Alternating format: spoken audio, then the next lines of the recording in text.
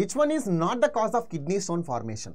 మూత్రపిండాల్లో రాళ్ళు ఏర్పడటానికి కారణం కానిది ఏది అని అడుగుతున్నారు.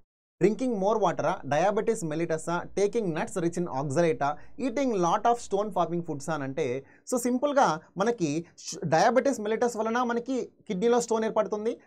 మనం ఎక్కువగా నట్స్ ఎక్కువగా తీసుకొని వాటిలో ఆక్సలేట్ ఎక్కువగా ఉన్నటువంటి నట్స్ తీసుకున్నా మనకి కిడ్నీలో స్టోన్ ఏర్పడుతుంది.